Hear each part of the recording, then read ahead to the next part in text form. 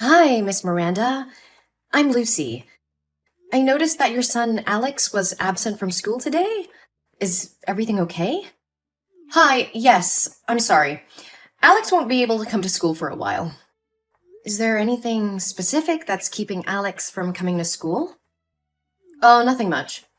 Alex said he wanted to go back to his hometown to visit his grandparents, so I took him there for a few days. I was so busy at work that I forgot to tell you.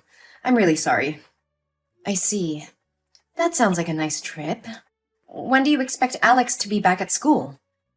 We're planning to stay for a few more days, but I'll make sure he catches up on any work when we return.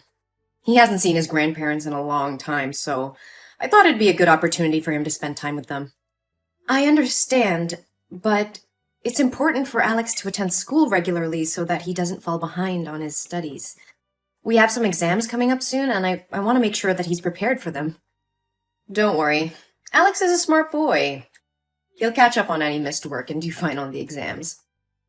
I hope so, but I have to be honest with you. I'm concerned about Alex's academic performance and behavior at school recently. He's been struggling with his coursework lately, and I've noticed some strange behavior from him during class. Really? I wasn't aware of that. What kind of behavior? Well, he seems disengaged from the class and doesn't participate much in group activities.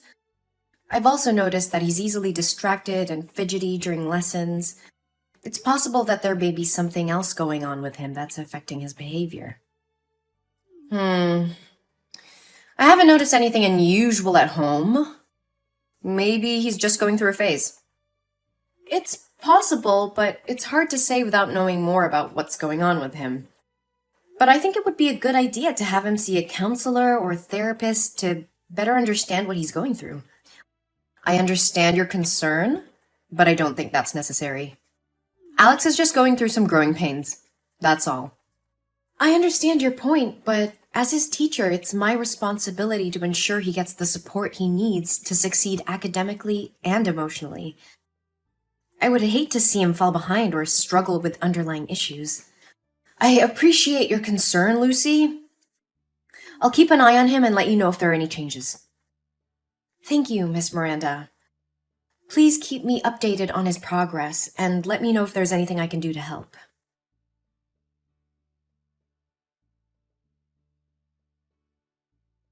Hi, Miss Miranda. This is Lucy. I hope you're doing well. I wanted to follow up with you about Alex's behavior in school today. Hi, Lucy. Thanks for checking in. I'm sorry to hear that. What's going on? He seemed very disoriented and anxious and didn't participate in class activities. He's always sitting in the corner of the classroom looking for ways to shield his body. When I asked him about his trip to his hometown, he said he didn't go anywhere and was alone in the house. Oh, I don't know what's wrong with the boy. We did go on a trip to visit his grandparents, but maybe he's just forgotten. Apparently, he even took a picture with his grandparents and wanted me to print it out. I put some pictures in his school bag. You can open it to find them. I see them, but are you sure these are recent pictures of Alex? Because he looks smaller in these pictures. Oh, of course. I'm sure about it. Maybe because Alex has put on weight in the few days he's been with his grandparents. So you see it that way. Yes, but I noticed some bruises on his arms that looked like they were from someone grabbing him tightly, which had me concerned. I just wanted to ask if everything is all right at home. Oh, those bruises. Uh, yeah, he fell down while playing with his friends. It's nothing to worry about. I can't say for sure, but the bruises looked suspicious. And how Alex acted today made me think that something might be going on at home. Miss Miranda, I have to be honest with you. I'm concerned that Alex may have been abused. The bruises on his arms are a red flag for me, and his behavior at school has been really concerning lately. What are you talking about? That's ridiculous. He's my lovely son. I've never had any reason to abuse him. I understand that, but the bruises are still concerning. I would really like to speak with Alex and get a better understanding of what's going on. You know that there's a counseling room for psychology, right? Please take some time to come here and participate in a counseling session with me and Alex. As his guardian, your presence would be required. No, I am not allowing you to do that. You can't put my son in there and turn him into a psycho. He's just going through puberty changes. Don't overreact. Puberty at 7 years old? I don't think that's a valid reason. Miss Miranda, I understand you may feel uncomfortable with the idea of counseling, but I believe it's important for Alex's well-being that we explore these concerns. I still don't understand why you're making such a big deal out of this. He fell down. That's all.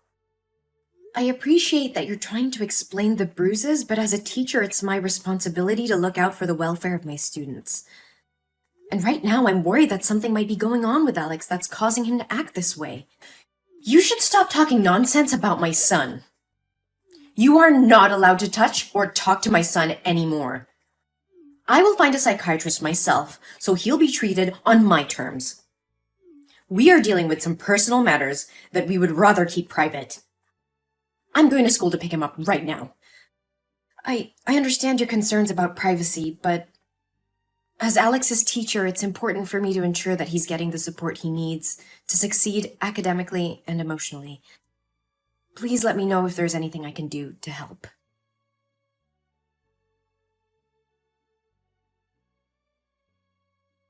Hello, Miss Miranda. I was just wondering if everything is all right. Alex hasn't been in school for 3 days, and I'm a little concerned. There's nothing to be concerned about. Alex didn't want to go to school, so I let him stay home. I see.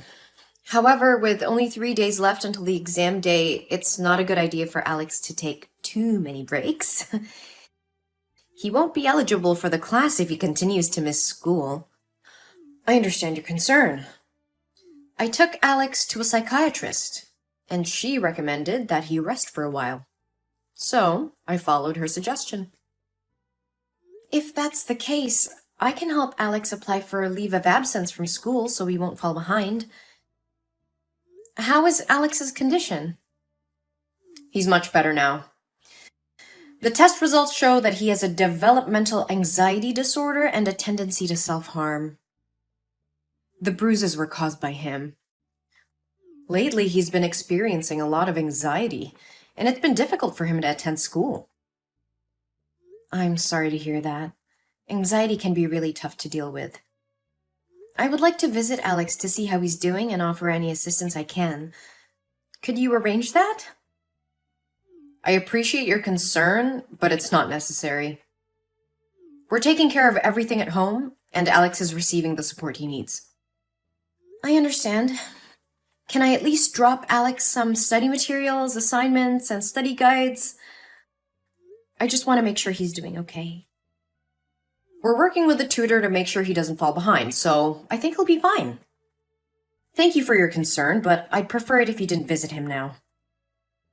We just want some privacy to deal with the situation. Of course, Miss Miranda. Please let me know if there's anything else I can do to support Alex.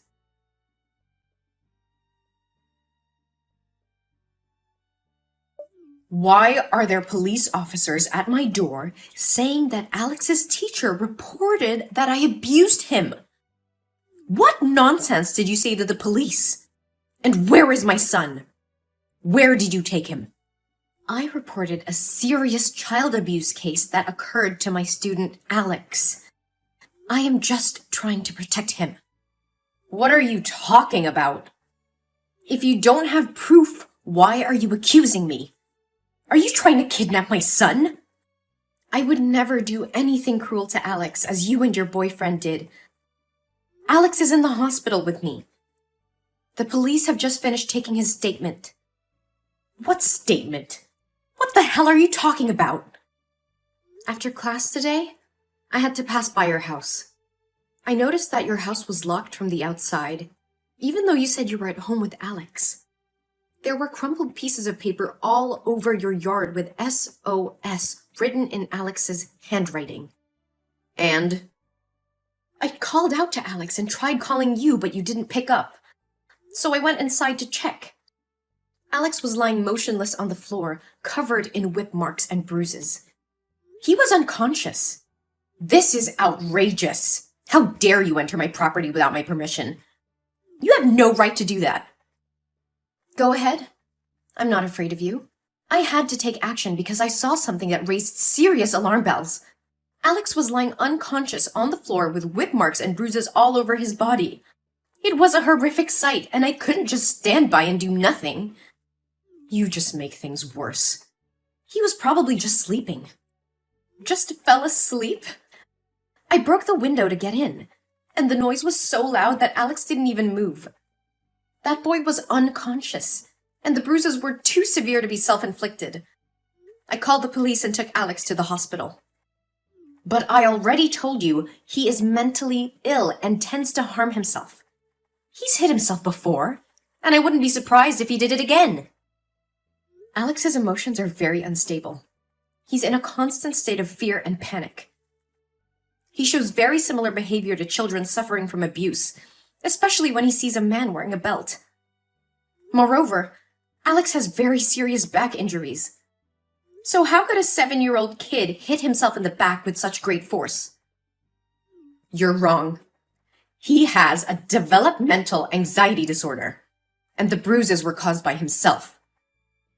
The psychologists at the hospital checked Alex, and they said his emotions were very similar to those of an abused child. It's clear that he was physically abused, and you're responsible for it. This is ridiculous! You have no right to accuse me of abuse. I would never hurt my son. I'm not accusing you of anything, but the evidence speaks for itself. Alex's injuries are consistent with physical abuse, and as his teacher, it's my duty to report any suspicion of child abuse to the authorities. Moreover, Alex told us everything. Sam, what you did to your son is despicable. You starved him for 3 days and then left him alone to go on a trip with your boyfriend. And to make matters worse, you are the one who let your boyfriend hit him. He said he begged for your help, but you did nothing but sat on the sofa and watched that man hit Alex with a smile on your face. How could you do that to your own flesh and blood? I don't have to explain anything to you. Alex is my son, and I can do whatever I want with him. No, you cannot. Child abuse is a serious crime, and you will face the consequences of your actions. I have already reported the abuse, and they will take all the necessary measures to ensure Alex's safety. You can't prove anything. It's your word against mine. That freaking kid just imagined it all. Oh, I have proof. The hospital documented Alex's injuries, which will be useful as evidence in court.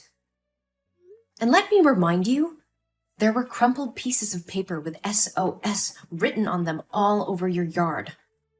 Your son was clearly trying to ask for help, and you ignored his cries. I don't care about your accusations. You will regret getting involved in my business.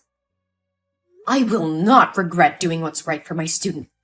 Alex deserves to live in a safe and healthy environment, not in a home where he is starved and abused. And I will make sure justice is served for him. You don't know anything about me or my family. Mind your own business and stay out of our lives. I will not turn a blind eye to child abuse. It's my responsibility as a teacher and as a human being to protect children from harm.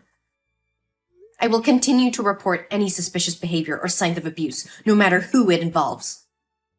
Listen, I understand that you care about Alex, but I also know that kids can make things up. Alex could have just fallen and injured himself. You don't want to ruin my life and my family's life over something that might not be true, do you? I'm willing to pay you a large sum to testify that Alex lied about the abuse. I won't do it. Alex didn't lie, and I won't perjure myself in court just because you want to cover up your crimes. I can't turn a blind eye to what Alex is going through. Money won't change my mind. But think about it. You could have all the money you need. No more struggling to make ends meet. Just say that Alex made it all up, and we can put this whole thing behind us. I can't do that, Miranda. Money won't make me betray a child who needs help. I won't let you get away with abusing your own son, and you should be ashamed of yourself for even suggesting such a thing. I'm not afraid of you, Miranda. I'll do whatever it takes to protect Alex. I can't understand. Why are you so determined to protect that brat? Because I can relate to his situation. When I was a child, I was also a victim of abuse, but nobody helped me at that time. I know firsthand how it feels to be helpless and vulnerable, and I don't want anyone else to go through what I went through. You know you'll never be able to stop all the abuse. Let's just skip it this time and take the money. I know it, but it's time to break the cycle of abuse and neglect. I will do everything in my power to make sure Alex gets the love and care he deserves. You should stop talking nonsense. One day you'll have to pay the price for meddling in other people's family affairs, bitch! Hey! Answer me! I will kill you! Damn it!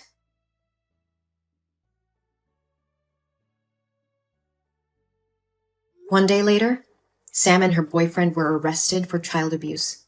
The police found evidence in their house, confirming the teacher's suspicions. Miranda and her boyfriend were charged and sentenced to jail for their heinous crimes. Meanwhile, Alex is recovering very well under the care of me and other friends and teachers in school. With love and care, he regained his strength and confidence. I have become his legal guardian, and he's thriving under my care. Alex's story inspired me to advocate for child protection and fight against child abuse. I started a campaign to raise awareness about child abuse and to promote the importance of reporting any suspicion of abuse. In the end, justice was served, and Alex found a new home where he's loved and cared for. Alex now has a chance to live a happy and fulfilling life, and I'm very happy for him.